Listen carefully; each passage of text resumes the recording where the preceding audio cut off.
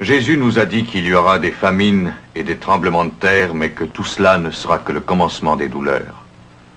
Traitez-moi de fanatique si vous voulez, mais je crois que la famine s'abattra sur notre génération. Des millions d'hommes vont mourir de faim.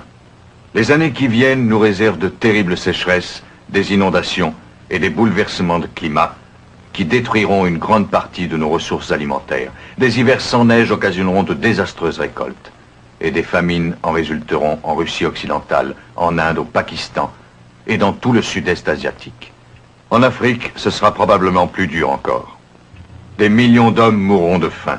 L'Amérique verra ses réserves diminuer en grande partie à cause de la sécheresse et des inondations. Pratiquement le riz, le soja, le blé auront complètement disparu de nos réserves. La demande pour les céréales essentielles se fera chaque année plus forte dans le monde entier. Très vite aussi, notre génération devra faire face à l'augmentation vertigineuse de la population dans un monde qui ne la nourrit déjà pas suffisamment. La solution de rechange n'est pas près d'être découverte. Il y a déjà eu des sécheresses et des famines dans le monde, je sais, mais il y a cette fois une différence. Dans le passé, les hommes pouvaient rapidement se ressaisir avec une meilleure récolte. Mais hélas, nous n'avons pas cet espoir. Nous avons déjà fait face à de trop mauvaises années du point de vue agricole et la situation ne peut qu'empirer, puisque nous souffrons d'une surpopulation. C'est là la grande famine mondiale dont parle le prophète Joël dans son livre lorsqu'il proclame, pour les derniers jours, cette terrible prophétie. Hélas, le jour terrible, le jour du châtiment est arrivé. La destruction viendra comme un ravage du Tout-Puissant. La nourriture sera enlevée de nos yeux. La joie et l'allégresse disparaîtront du temple de notre Dieu. Les greniers et les magasins seront vides. Les semences sécheront sous les mottes. Les bêtes feront entendre leurs gémissements. Les troupeaux seront consternés. Car en ce temps, les arbres brûleront dans les champs, le pâturage ne nourrira plus et l'agneau bêlera désespérément. De grands scientifiques prédisent la venue d'un monde de cauchemars, d'immenses pannes électriques, des blackouts, la pénurie de nourriture et d'énergie, la pollution de l'eau, du sol et de l'air. Ils ont découvert une nouvelle génération de germes, de virus et de vermines qui sont résistants aux poisons et aux produits chimiques. Tout cela risque de bouleverser l'équilibre de la nature. Nous connaîtrons ce jugement dernier dont la Bible nous a prévenus. La mer sera alors semblable au sang d'un homme mort. Les fleuves et les rivières seront empoisonnés et nous verrons s'obscurcir le soleil. Et je voudrais vous dire que si ces prédictions vous semblent incroyables, elles commencent déjà, si l'on observe ce qui se passe dans le monde, à s'avérer justes. Par exemple, nous envoyons des médicaments et de la nourriture aux nécessiteux partout dans le monde. Mais ce n'est qu'une goutte d'eau dans l'océan.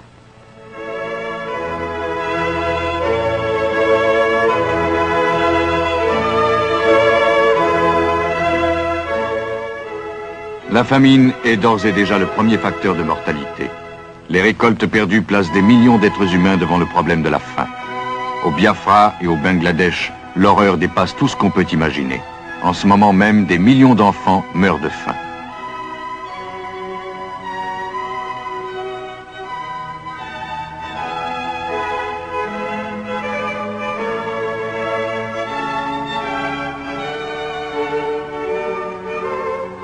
Le prophète Joël s'est écrié: le feu a dévoré les plaines et la flamme a brûlé tous les arbres des champs.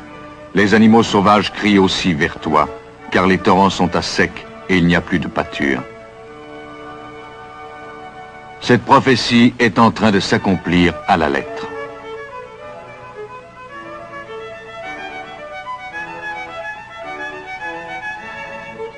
Des milliers d'hectares de terres arables sont en proie à la sécheresse, et tandis qu'inondations, tornades et ouragans détruisent les récoltes dans le sud, le nord manque de pluie. Malgré quelques améliorations récentes, la sécheresse n'a cessé, au cours des 10 dernières années, de s'étendre à travers le monde. Les files d'attente font leur réapparition. Si la situation s'aggrave, nous connaîtrons bientôt le rationnement de l'essence et de certains aliments.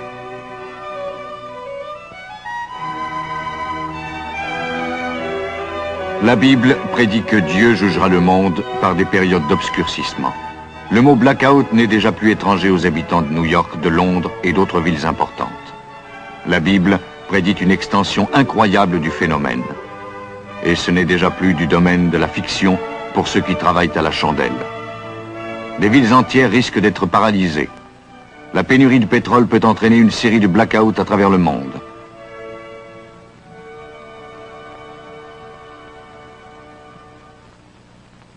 Qui aurait cru qu'une crise de l'énergie nous précipiterait sur le chemin d'Armageddon?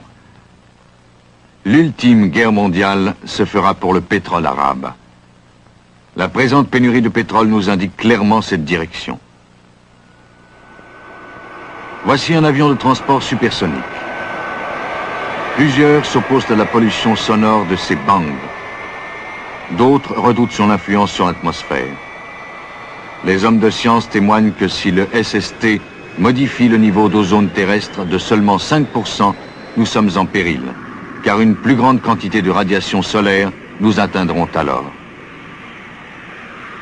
Celles-ci peuvent causer de multiples cancers de la peau, entre autres dommages.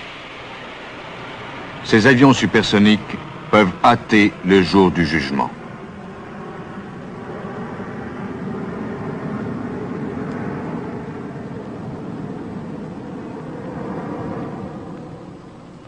Les prophètes de la Bible ont décrit la pollution industrielle moderne comme étant un obscurcissement. Ils ont dit « Le soleil et la lune perdront un tiers de leur clarté ». Ajoutez à ce que nous venons de voir l'augmentation des éruptions volcaniques et vous pourrez facilement comprendre comment le soleil peut être obscurci et perdre un tiers de sa clarté. Tandis que des millions de personnes souffrent de la faim, nous laissons ces moutons mourir sous l'effet des radiations. Des poisons mortels répandus dans l'air et dans l'eau tuent des milliers d'animaux et malgré tout, la plupart des gens ne se donnent même pas la peine d'y penser. Et l'ange versa sa coupe au-dessus des océans, des fleuves et des rivières.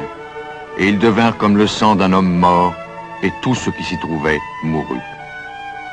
Ceci fait partie de la vision de Jean au chapitre 16 de son Apocalypse. L'homme livré à lui-même détruira tout ce qu'il a touché, et c'est une indication claire sur la route vers Armageddon.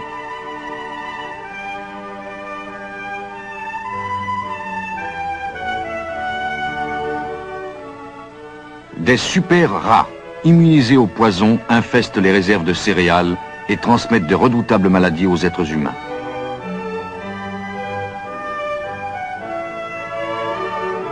Cet insecte, qu'on a surnommé abeille meurtrière, a fait son apparition en Amérique du Sud et menace maintenant d'envahir notre pays. Sa piqûre est presque toujours fatale. Des conditions climatiques anormales ont provoqué un déluge de moustiques et de sauterelles. Ils ont paniqué les troupeaux de certaines régions et les récoltes furent entièrement détruites. Cela deviendra un problème sans cesse croissant, alors que le monde ne peut plus se permettre de nouvelles diminutions de ses ressources alimentaires. La Bible prédit que ces plaies longeront la route vers Armageddon.